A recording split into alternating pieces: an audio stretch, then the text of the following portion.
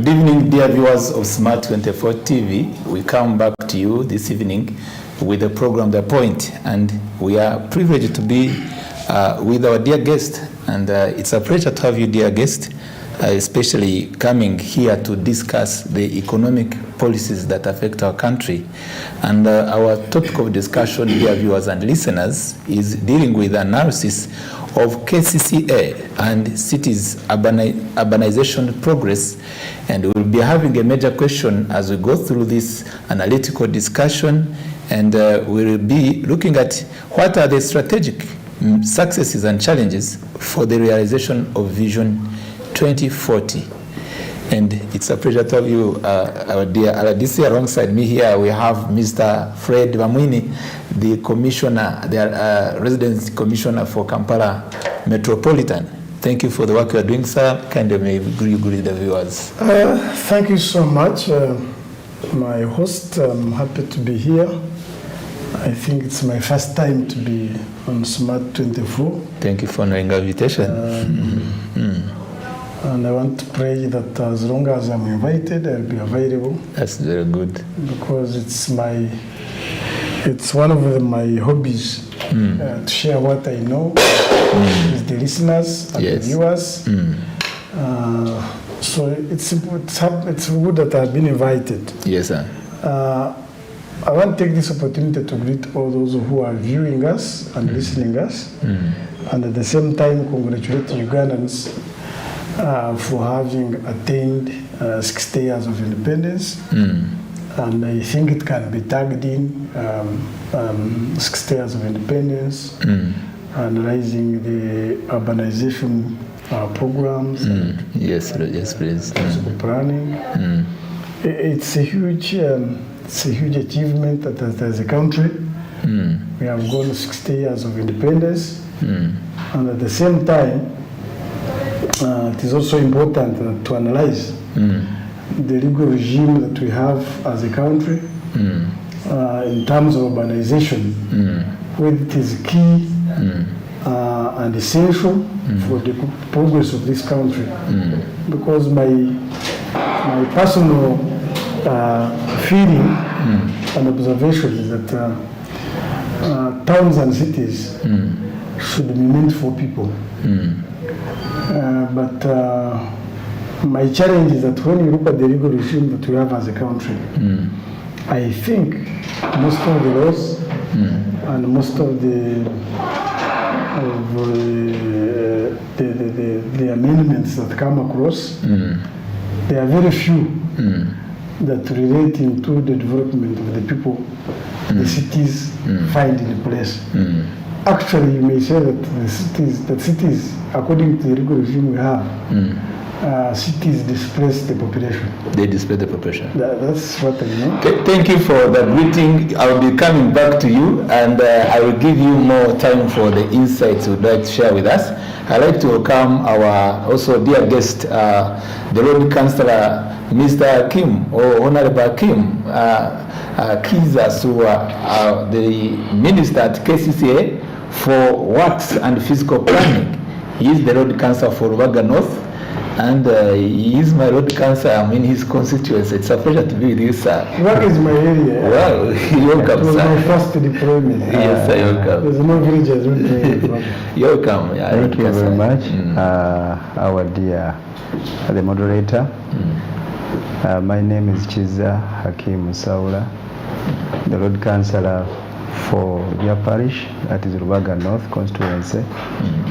Also the Minister for Works and Physical Planning at KCCA. Let me take this opportunity to say hello to the people of Kampala, because they interested me to be in that position, most especially fellow political leaders at KCCA led by the Road Mayor, Elias Lukwago, and also from the divisions, the 5 divisions of Kampala, and also the technical people led by the Executive Director, Town Clerks, Directors, and so many other people. I'm also glad to share the same platform with my long-term colleague, RDC Bamwini. since I was just young, a youth, a very young guy. Like 10 years ago? No. Yes. Okay, almost 10 years ago. Okay.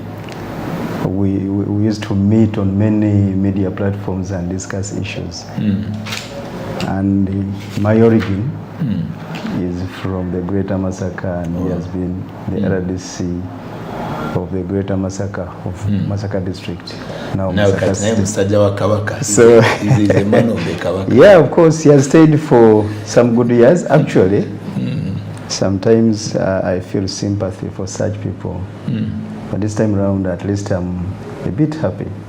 He was appointed from the ordinary RDCs to a commissioner. Yes. Yeah, he has served. That's Actually, great. he deserves to be in that position. That's great. Unfortunately, he always speaks all known goods to the government. He doesn't see anything wrong with the current government.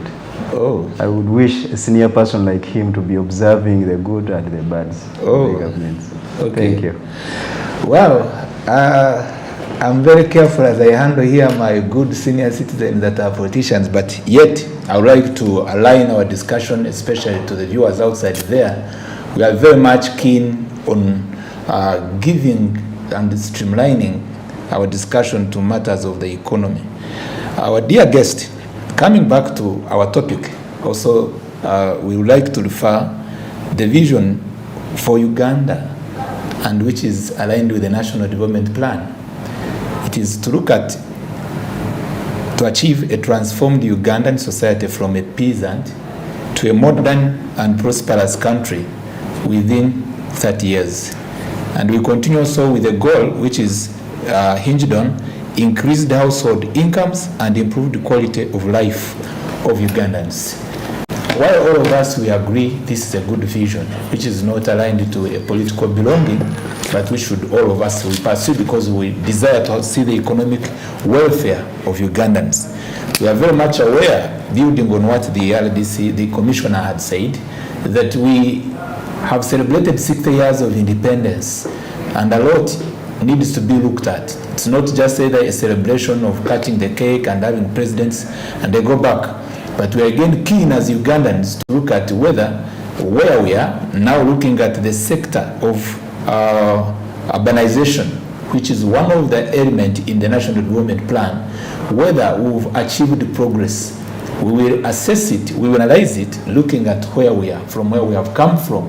Those who were around 1962, Kampala was a different story. And also up to where we are by the time when the NRM government came into power, also it was a different story, and up to where we are. But yet, we are not short-sighted, not unable to compare ourselves with other cities that are in the African continent, in some other countries.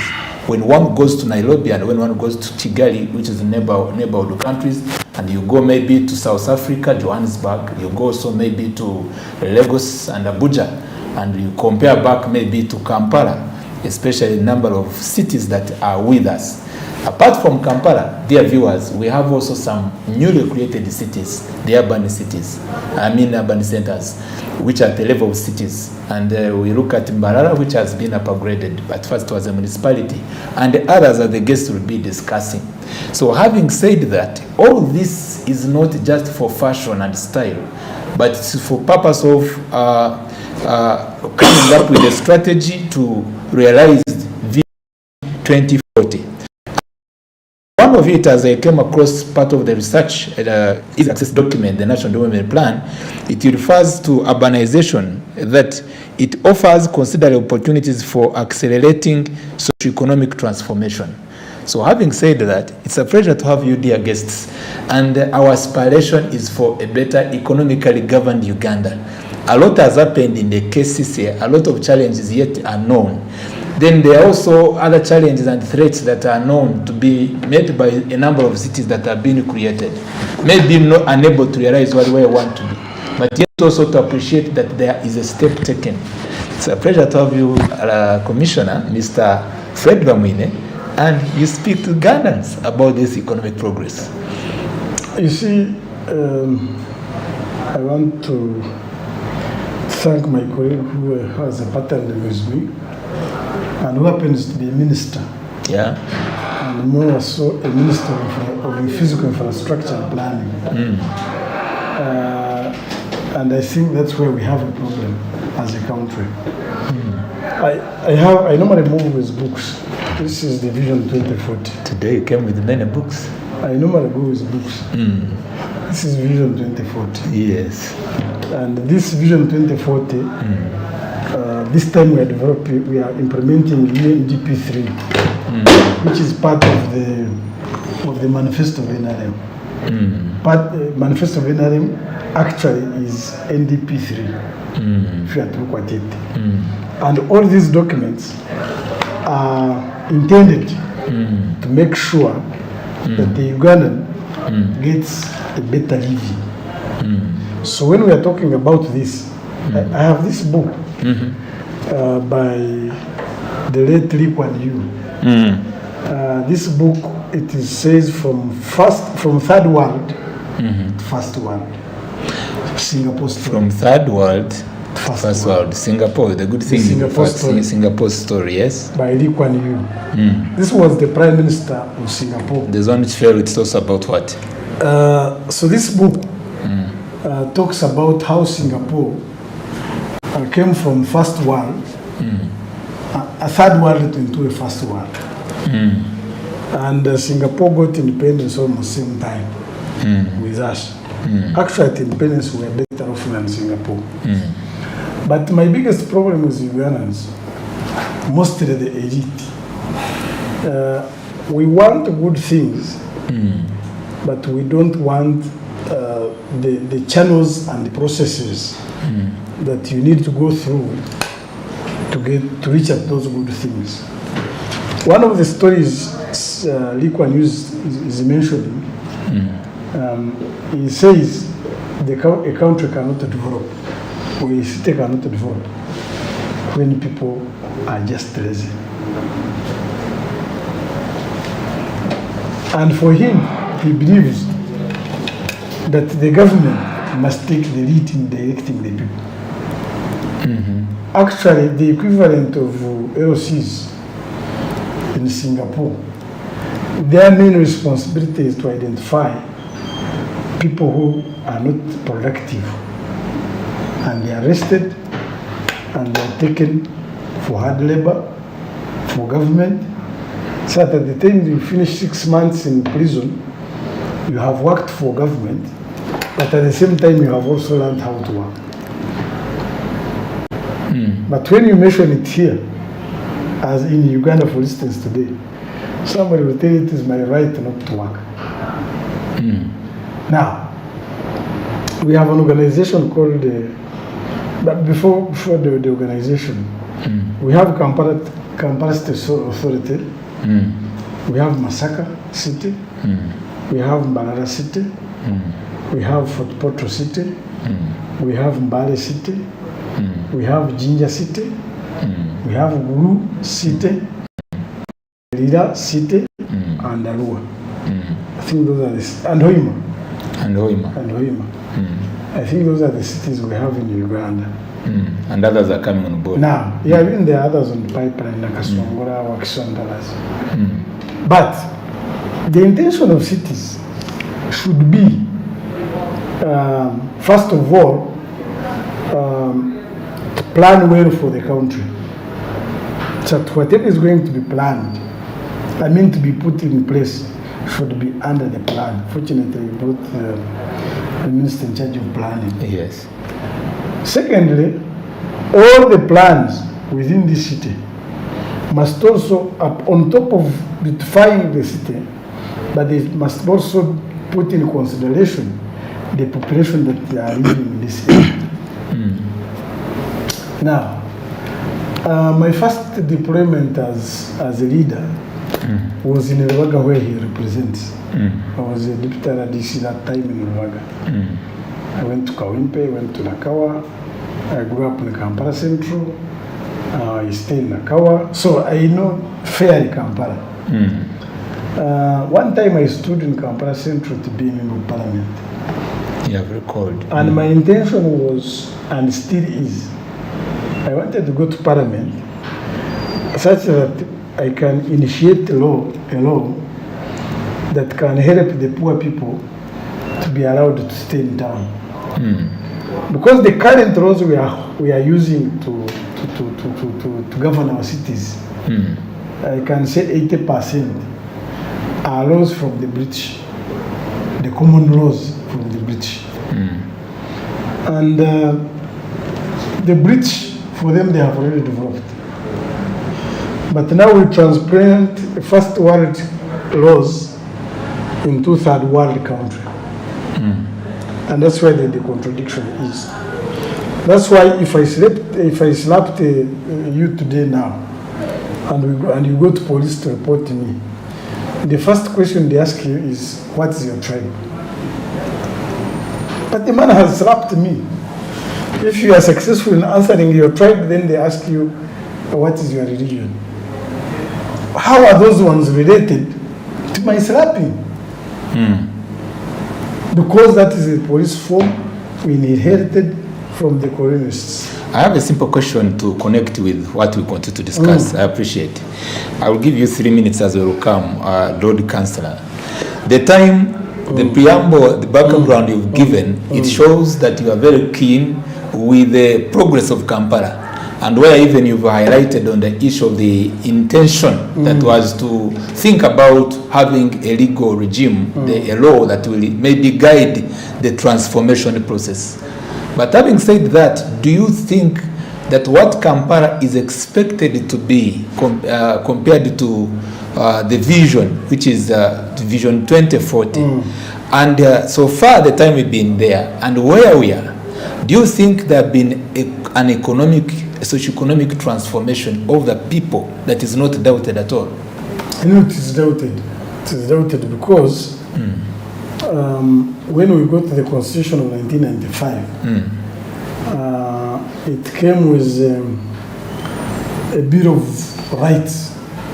It was just brought from the UN Charter and brought here. You see, you cannot develop people quickly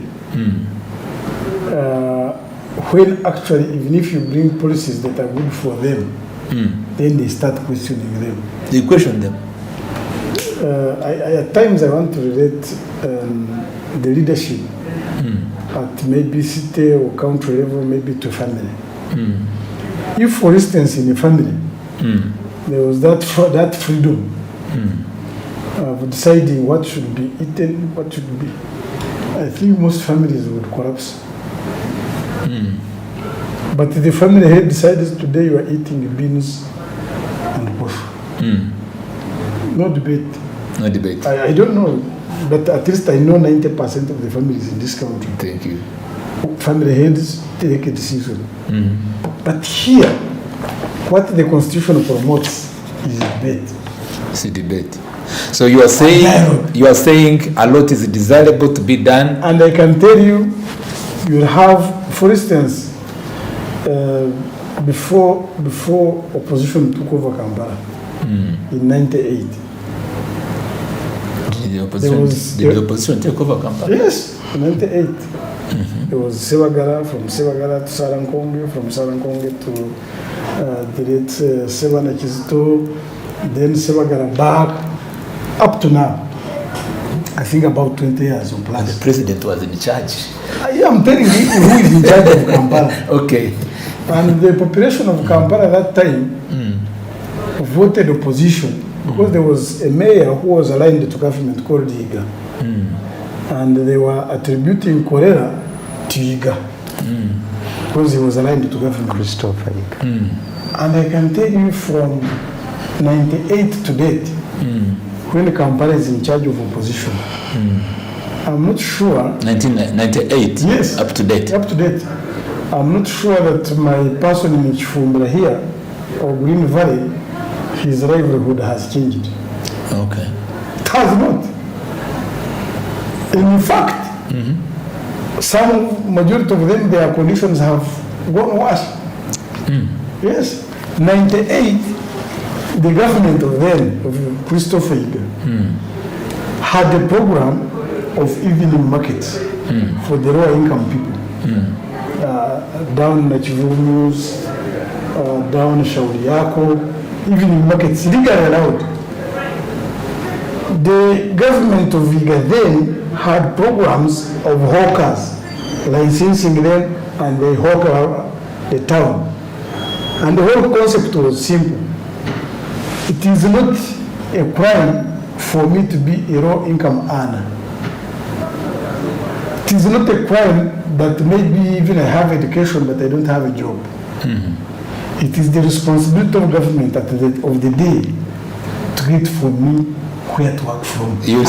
To provide conducive environment for me to earn a living. A point delivered. You stop at that briefly. I will bring you back. And let me receive Lord Councillor. A brief has been made by a policy brief, specializing from what so far has happened since the Kampala came into existence in real politics, but not looking at this in the perspective of politics.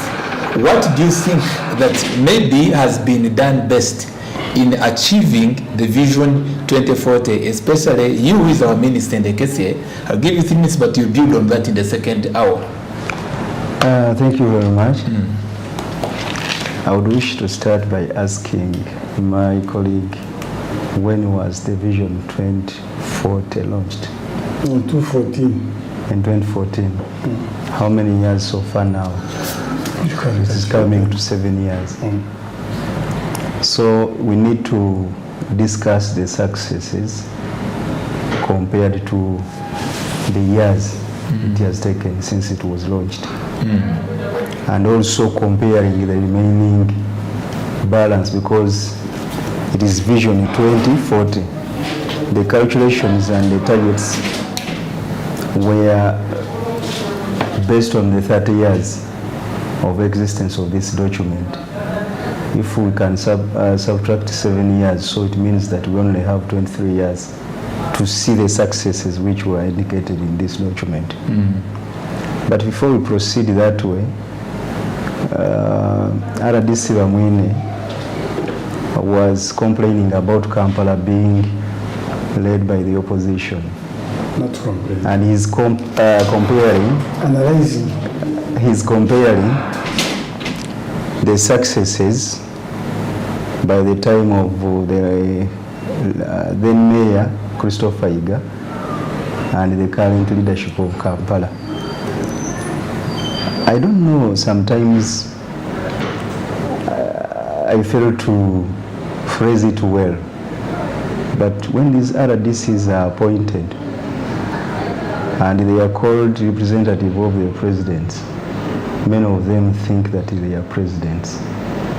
They are representing the president. And they take themselves to be the presidents.